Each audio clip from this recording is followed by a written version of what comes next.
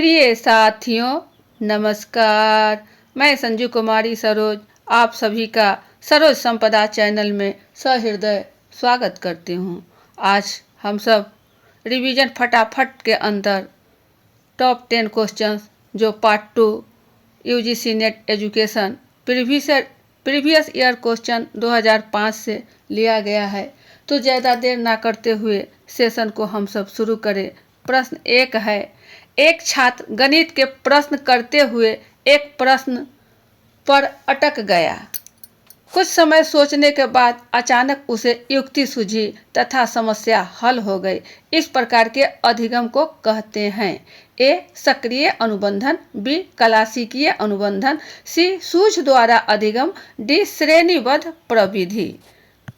सही विकल्प का चयन करना है। प्रश्न पर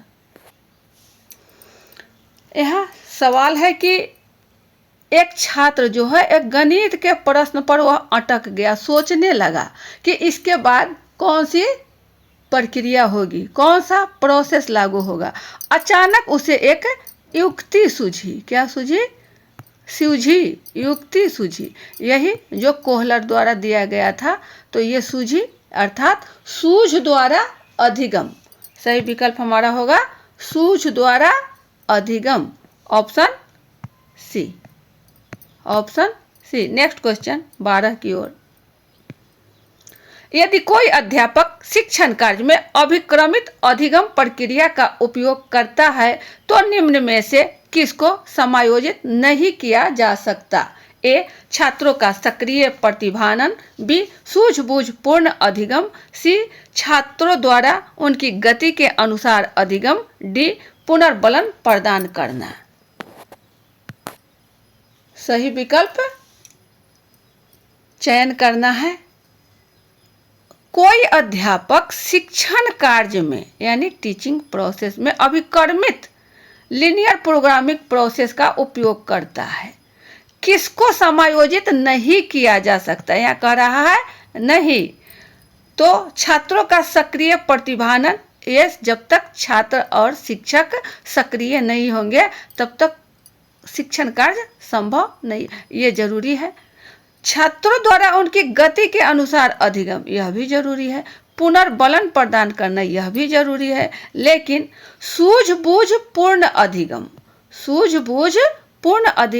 सूझ कब होगी? जब स्वयं से अपने आप में जब सोचन शक्ति विकसित अंतरात्मा से अंदर से आती है तो वहाँ सूझबूझ, तो यह शिक्षक के लिए आवश्यक नहीं है। तो हमारा सही विकल्प है बी।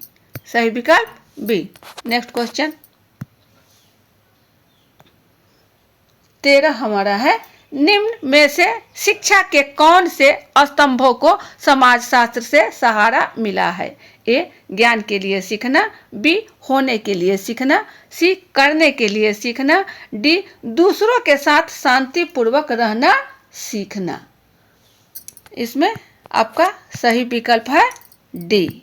सही विकल्प है डी, दूसरों के साथ शांतिपूर्वक रहना सीखना शिक्षा के स्तंभों में है। शिक्षा के स्तंभों में है, तो हमारा सही विकल्प है डी। नेक्स्ट क्वेश्चन, सूची ए का सूची बी से मिलान कीजिए। सूची ए में है समाजीकरण, बी सहयोगात्मक क्रियाकलाप, सी प्रजातांत्रिक आचरण, डी सांस्कृतिक आचरण।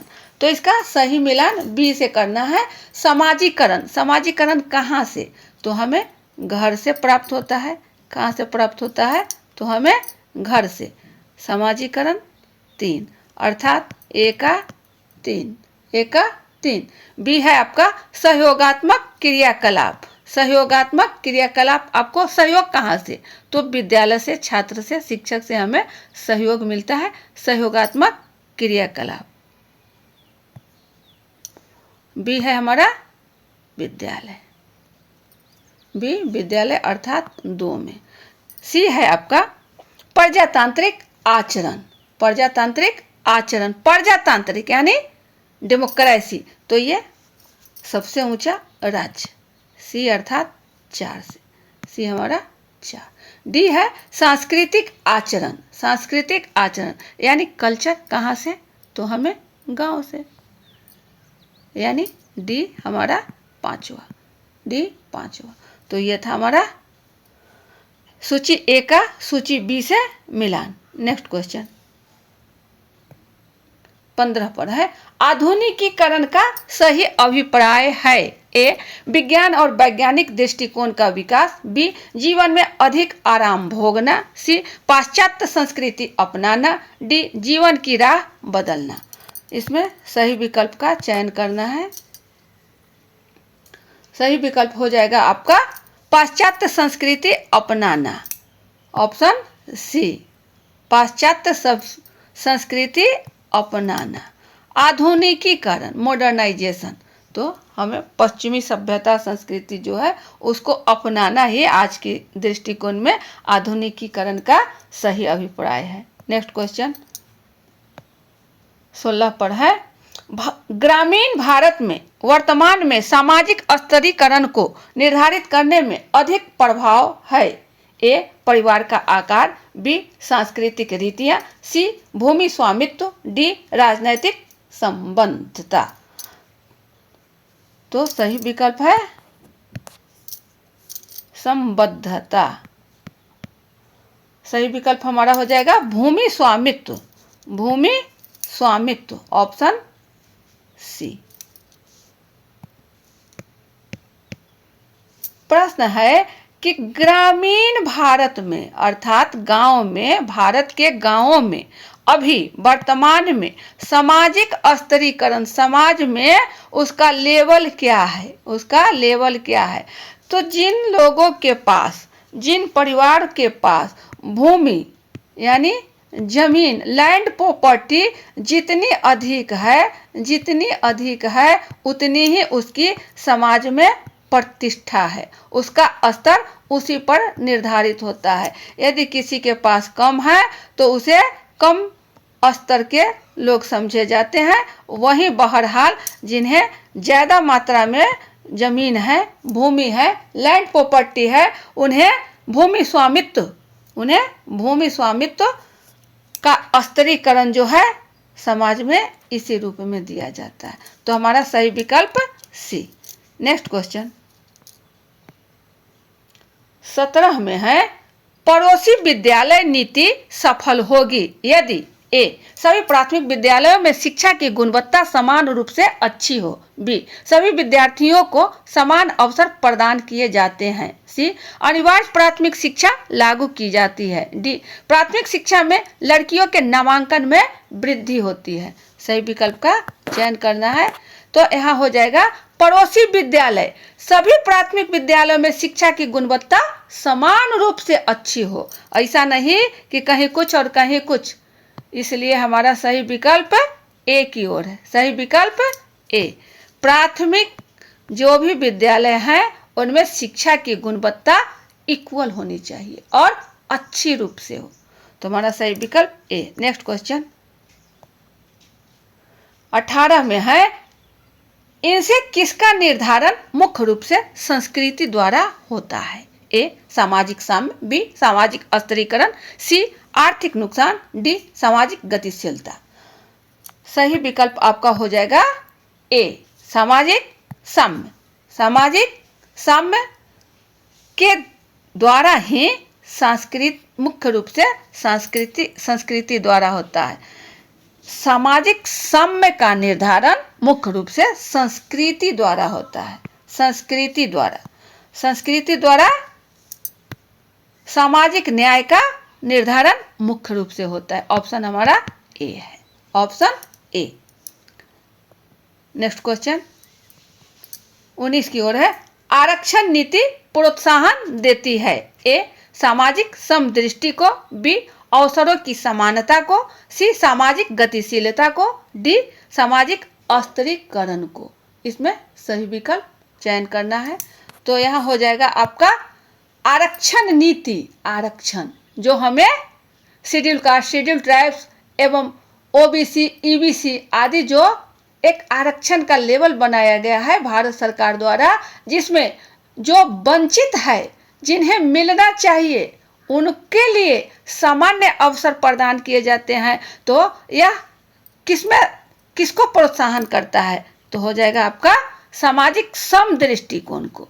सामाजिक सम दृष्टिकोण, इसमें सभी की सहभागिता को एक लेवल बना दिया गया कि एससी को कितना होगा, ओबीसी कितना होगा, एसटी कितना होगा, ईबीसी कितना होगा, इन सबों का एक आरक्षण रोस्टर किसकी कितनी प्रतिशतता है उसके आधार पर यह प्रोत्साहन कब मिलेगी? जब सामाजिक समदृष्टि हो। नेक्स्ट क्वेश्चन और 20वां प्रश्न है ये सेशन का आखिरी प्रश्न। कथन ए विद्यालय त्यागने वाले गरीब परिवारों से हैं। कारण बी गरीब परिवारों में माता पिता अशिक्षित हैं। तो इसमें सही विकल्प ए है। ये सही विकल्प का चयन करना है। कथन कथन ए और कारण बी दोनों सही है। बी कथन ए और कारण बी दोनों गलत है। सी केवल कथन ए सही है। डी केवल कारण बी सही है। इसमें सही विकल्प का चयन करना है ABCD से। प्रश्न है कि विद्यालय त्यागने वाले गरीब परिवारों से है। विद्यालय वही बच्चे त्याग करते हैं, वही मतलब छिज्जित जहाँ हो जा रहा है, कहाँ? जहाँ गरीब है। जब लड़कियां कुछ सयानी यानी दूसरे तीसरा चौथा क्लास में नामांकन के बाद भी वह विद्यालय छोड़ देती है, कारण कि अपने घर में अपनी माँ को सहयोग करती है और माँ अपने काम के लिए घर से बाहर चली जाती है।